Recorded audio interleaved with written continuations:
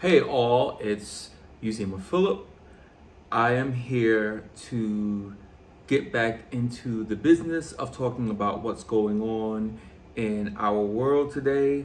Um, First of all, I want to thank all of the people who have new subscribers, new fans, new followers, people who have seen my music video for Ditsy Mirage, which is now worldwide.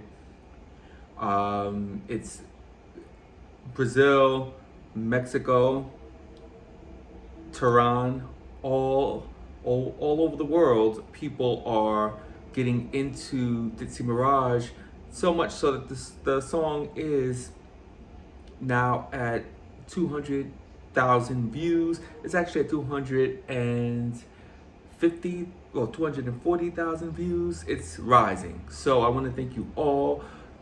Welcome to the Noise Brigade. But we're gonna take this. I'm gonna do another video where I go deep into that. But I want to talk about what's going on in our politics in the United States, and something that I don't think people are really paying attention to enough. See, reposition myself so that I can talk. I don't think. Okay, I'm anti-Trump, and hopefully you are too. We have a whole resistance. In fact, one of the reasons that Ditsy Mirage is popular because they have an anti-authoritarian movement also in Brazil, also in, well, all over the world, in democratic nations or nations that have had to fight authoritarianism. What is his name? Hungary. That's why they just got rid of Orban. But I wanted to take this video to really get into something that's difficult. It's difficult to criticize yourself, to criticize your allies, to criticize your alike, the people who are like you, the people who you come from the same place. You might not come from the same place. You believe the same things. You're passionate, but you do need to do it periodically on about anything. A business, just like as a musician, I do it. As a singer-songwriter, I do it. But as a resistance here in the United States, there are some things that now that we're in the kind of the long haul part of it, we should reevaluate and correct so that we'll be stronger, because we are strong now, but we're holding ourselves back with certain bad habits, certain things that I think in the beginning, the anti-authoritarian American movement, these are the things that we said, okay, these are good ideas, but they weren't, I don't know if they were grounded in experience with authoritarianism. I don't know where they came from. I know where they came from, the people who put them out there, and they're good people, but I don't know where that insight came from about these issues I'm getting ready to talk about. Okay, so when you're fighting authoritarianism, this is a distinction that I want people on our side fighting the fight of our times, to the distinction I want them to make. There's fighting authoritarianism and fighting Trump. They're not the same things. They're not the same thing. One fight, you win. The other fight is a lot more difficult. If you turn this into a blow by blow fight, you against Trump, or us against Trump, this is what happens. You win, you lose, you win, you lose. But the bigger battle, you're pulling yourself back. Because this is the thing about Donald Trump. He's a fighter. And I don't mean a fighter in a noble knight kind of way. He's just a fighter, like someone, the kind of person you've met in your life who just fights. They are literally just, and you have to block them out. They could be in your family. They could be on the street corner. It could be a drug addict on the street. It could be someone looking for fight. This is somebody who habitually starts conflicts. So when you are opposing him, as we are, or you're opposing this pile of that he is in the center of, then you have to have a strategy. And that strategy can't be tit for tat. And I'm going to show you examples of when people are successful or they're not successful. Iran, if you've been paying attention to what's going on, Iran has been fighting Trump. Yes, somehow this moron, because some of you went out and voted, is now in charge of our country. So he's hiding behind our military, our country, and using it as a shield. But Iran is fighting, and they won. They now can charge ships $1 million a pop, however much, to come through the Strait of Hormuz, and they weren't doing that before Trump went in with Netanyahu. He was tricked by Netanyahu with some backwoods, like, what do you call it, a reverse psychology, to send in American troops to do the job that Israel didn't want to do, which they tried to get Obama to do. It's not that they tried to, Israel has a way of sort of like jackhammering people into doing things that they don't want to do. So they tried to do that with Joe Biden. They tried to do that with every president. George W. Bush, right after 9/11, they tried to, okay, the one fool who falls for it is Donald Trump. So we have the situation out in Iran. Iran, because their fight against Trump is focused, and it's their leadership who are directing it. So they can, sort of, here's the strategy, and here are the tactics to implement that strategy to win. That's it. No extra. They know what they want. They sent you the list of what they want, and until they get what they want, they don't have anything to say.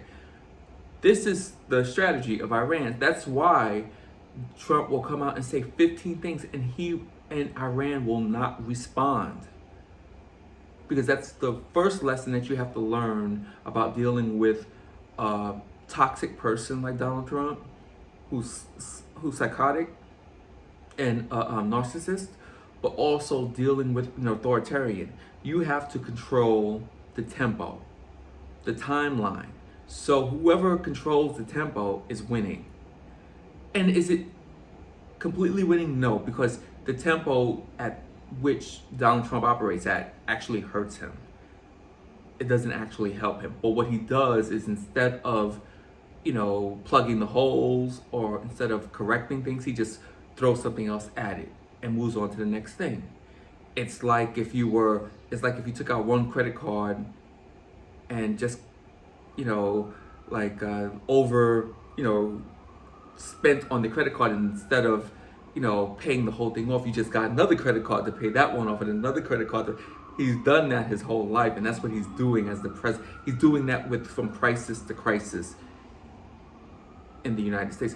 So when you oppose this, you have to see, what are the patterns? How do we approach these patterns? And instead of responding to everything that comes out of his mouth or his White House, you have to look at those patterns and respond to those patterns. So by responding, and this is not just for the resistance, this is for the media. Now, do they care to do this? Does the modern day, American media actually care to save the world, democracy? They care sometimes, but then they care about their power and their finances. And now, like, almost 3/4 of American major media is under the control of Donald Trump and his allies, or they're scared, or they're easily, duped into doing what he wants, or muscled into doing it. So the ones who do care, or the reporters who still actually give a, you need to take control of the narrative and the tempo. Iran, they're an example. Follow what Iran is doing or not doing. They are not responding to everything, either one he does. Okay, the spectacle. Do not respond to the spectacle. Do not engage. It's like if you see an argument in the street, between people who are very dramatic, right? You know that if you get involved with this argument, instead of two dramatic people, you're gonna have three. The drama is just going to expand. That's what this person is. So I have not spoken about that thing that happened. I have not put, and I'm only mentioning it because I'm trying to give y'all an example of it in action. I am not responding to that thing that happened. That is the anti-fascist positioning. I am not responding to that thing that happened because I am not going to. The media, any chance they get for a spectacle, they are going to flood it with attention. They're going to put up, here's it from this angle, here's it from that angle, and what this person was doing. Let's go to the house and see, or what about the family members? We've had this so much with this president that every single American should be a Donald Trump expert, a fascist expert. But instead of being Donald Trump fascist experts, they are in denial. A lot of people are in denial. So that is the T. Do not respond to don't respond to, what is it, Truth Social, his post that he puts on Truth Social. Don't respond to,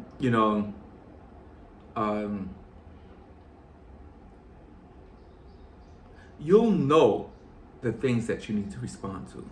You'll know, okay, this is something that should be responded to. It's an event. And if it's something that tends to, like,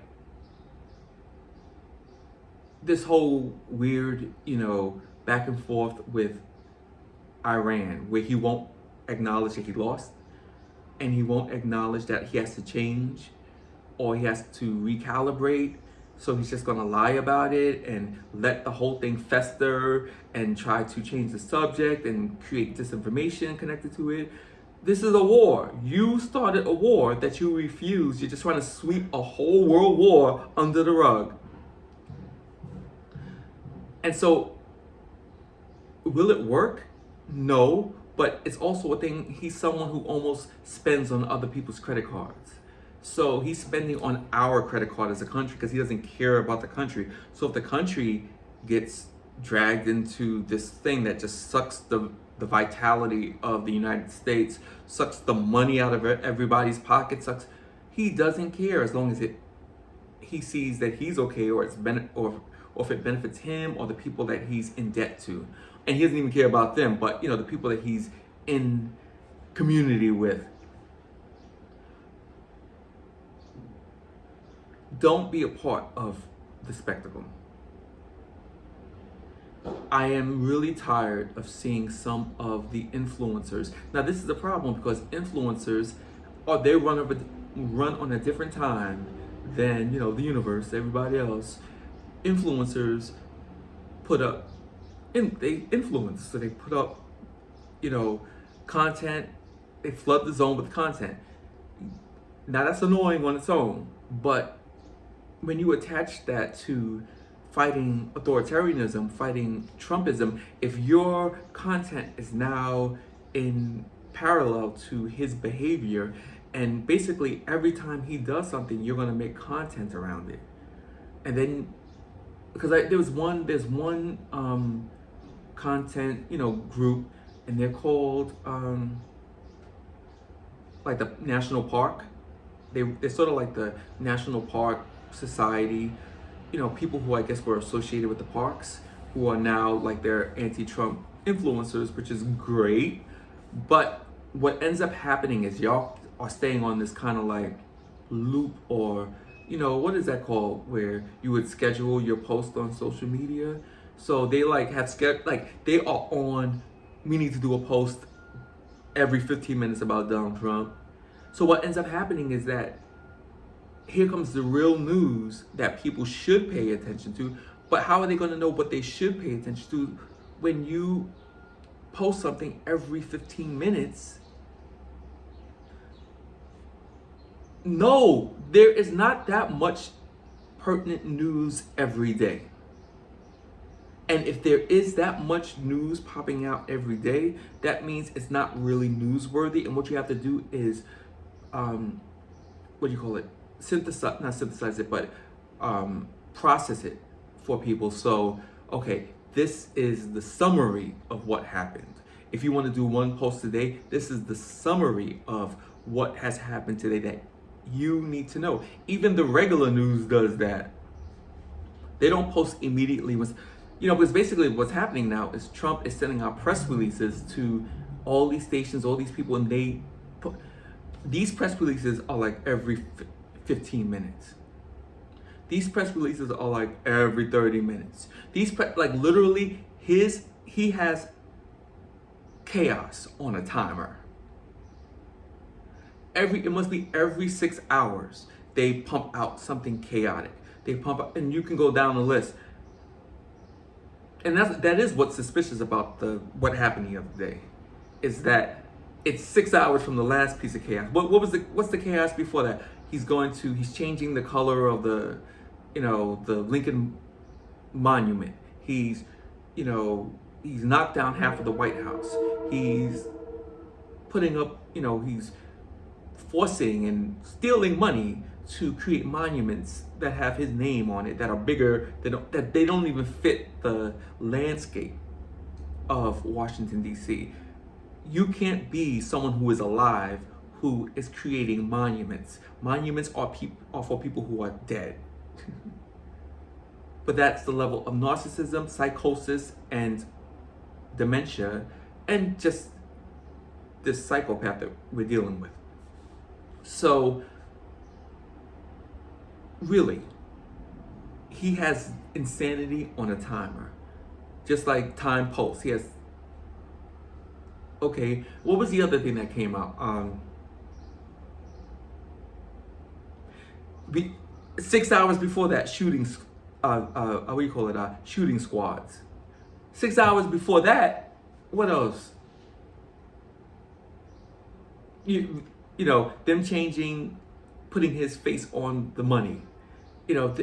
Every 6 hours, they send out something to incite people, to control the tempo of the country.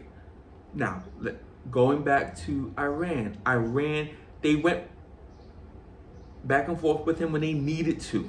But the minute they saw that he could manipulate that, and he could do these kind of things where he's putting lies out there, saying he's doing these negotiations, and then, one of his techniques he likes to do is speak for the person who is the adversary. Speak for the people who are associated around the adversary to manipulate the information sphere. So, it's next thing you know, he's speaking for Israel. Next thing you know, he's speaking for Pakistan. And lying about, oh yeah, this person heard and this person was there and this person. These things that a normal person is not going to lie about, he is sort of he's creating an imaginary world and referring to that imaginary world that suits his goals, his objectives, and then talking to you like that imaginary world is real. That's the nonstop lying. But because he is a con person, for people who are not savvy and they go for it, or they are playing along with the scheme. They're in on the scam. So I want to keep this thought and say, listen, folks, we are doing a great job. We are the survivors. By survivors, remember, when we started fighting this before COVID. COVID took a lot of us out. He caused that. Now we're dealing with the Iran war, we're dealing with terrorists, we're dealing with all this insanity. We don't need to add to it. We don't need to add to the information fog or disinformation fog that he creates. So make sure if you're in a newsroom or if you're working for a blog, you're looking at what he's putting out. You're gauging it. You're saying this needs to be responded to. Or maybe if it's something that should be referred to, we take our notes. Everything does not need to be a post. Everything does not need to be sent out to everybody. You take your own notes. 2, 1, 2, 3, 4. These are the things that he did or that are happening. Summarize it. And that'll be your post either for the day, every 2 days, every 3 days, for the week. That's how we really, really, really get this thing in the bag, because we're wasting a lot of energy. There are a lot of people who there are a lot of people that just, they tune out. Or either they tune out or they're not as focused as they should be because there's just so much coming at them from this nutcase. America is turning on him. He has a 30% approval rating. So let's make it easy. And also I want to say to people, read. Do not talk about him if you haven't read this book. This book teaches you, it's called How Fascism Works.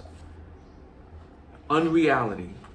That information fog I'm talking about that they create, fascists create this whole unreality, which are based on false facts that cater to their objectives, that, weaken their enemies, that basically create an environment that's easier for them to exploit, easier for them to, get an advantage in. Because if people, remember when he first came out, who did he go after first? CNN. CNN is milquetoast news, middle of the road. But he treated CNN like they were communists. So immediately he was moving the goalpost and creating that unreality. There's another chapter in this anti-intellectual. Okay, that must have been it. Anyway, so I'm gonna move on because I have to do another video. Make sure you guys are subscribing, because one thing I think sometimes about the people who do videos, influencers, they don't read enough. I have read all of them. And some of I remember I watched a video where they were interviewing Jason Stanley, and it was an influencer. And I was listening, and I know him actually.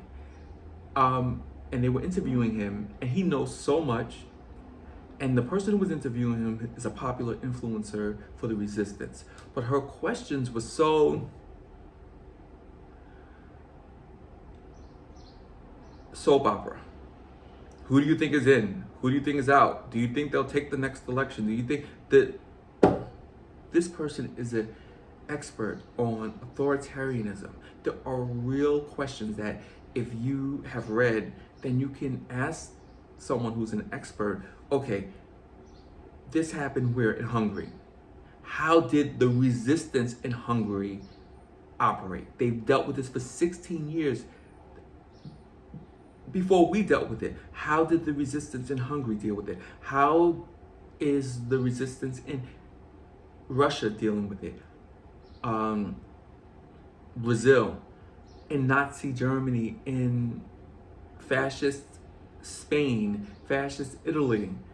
There are examples that really, if we're trying to win this, getting a historian, that's the person you want to ask. Okay, because I've had discussions with him where I've discussed, there are whole concepts like corporatism that actually apply to what we're dealing with. When you deal with what this media takeover of like Paramount and Warner, that's corporate. There's a word for that. It's called corporatism. And it basically means where the corporate structure is another wing of the power structure. And not like in regular capitalism. No, it means that essentially a corporation like, let's say, Tesla becomes an arm of dear leader, of your authoritarian leader like a Trump. So he's calling and saying, hey, do this, buy this, media site so we can control it. Buy this, social media site so we can use it to spread this disinformation. Buy this, and so that we can kick our opponents off. So that's also different, because they would describe that as corruption on their side. If Barack Obama was sitting there buying Twitter up, and they'd be like, oh my God, but that's what they're doing. That's the ultimate censorship, buying up entities like corporations, also so that people can't, it's hard for people to fight you, because if you want to get cable, and then if they want to fire somebody, like they're trying to get Jimmy Kimmel fired, that's what all of this media consolidation is about, power. But you need to know about it. You need the language, you need the lingo. And that comes from, Mussolini coined the term corporatism as another word for fascism, as another word or way of describing taking over corporations in order to enforce the will on the workers of those corporations. So therefore, it's not just, oh wow, this is the president of the United States. That president is also now your boss of your job too. This is what we're dealing with fascism. All right, y'all, subscribe. Peace.